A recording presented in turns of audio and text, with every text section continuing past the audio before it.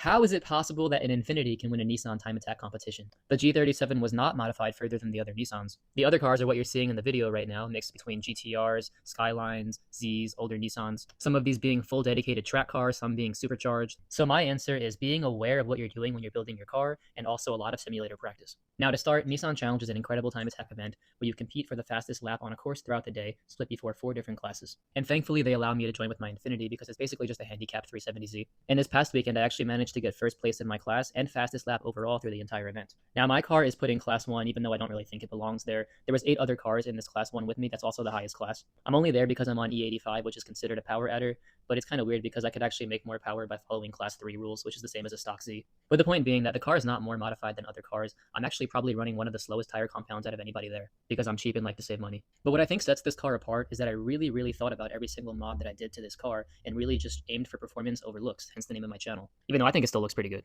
But basically every mod we did to the car, I either tested it in the simulator, did a lot of research, and really thought about what that mod is going to do to my car, how it's going to affect it, and then tested it on track after the mod to decide if I actually liked it or not. Those of you that have been around might even remember when we were testing out wings on my simulator model of the car back in the day, so I could help decide which wing to buy for the car that gave me the fastest lap times. So yeah, I really think it's important to actually think about what you're doing to your car when you modify it. Don't just add every single mod that everybody else tells you to do. That's really the point of this channel, is to explain to you guys what mods do to your car. And I don't know everything. I honestly just research things as I go. There's other people that are much more knowledgeable than me, but I like to explain to you guys the things that I learn and what I gather from everything that I do to my car.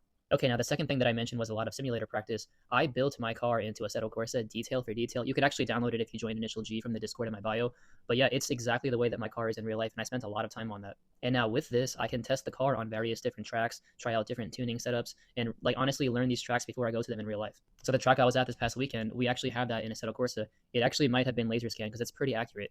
And going to it in real life, it's just like the simulator. Although that track is really scary in real life, so nothing like the simulator in terms of fear. But I know not everybody's up to the task of building your car into a simulator, so what I encourage you to do is find the next closest thing and test it on the tracks that you go to in real life. It'll really help with your lap times or just help you become a better driver. Don't underestimate the simulator practice. The older dudes don't understand this. Now, the last thing I wanted to cover was, is the G37 actually that handicapped compared to the 370Z? When I was actually walking around the pits between sessions, I met some older dude with a really nice car, and I told him that I had a G37. He was like, oh, no, I wouldn't track that car. And I asked him why. He couldn't really give me an answer, but I wish I could go back to him and tell him right now that I actually ended up winning the competition, because that would be so satisfying. But yeah, the G37 is very similar to the 370Z in a lot of ways. What holds it back is the extra weight, the higher center of gravity, which is actually really big, the more forward weight distribution once you strip the car, the narrower fenders and quarter panels so you can't put as wide of wheels. I think it lacks a little bit of stiffening and definitely lacks real performance race car aftermarket support. Everything for the G37 is just for show. But the one thing that the G37 may have on the 370Z is the longer wheelbase, which could improve stability. But the message here is go track your G or any car that you want. Don't let somebody tell you that you can't track your car and that it's always going to be slow.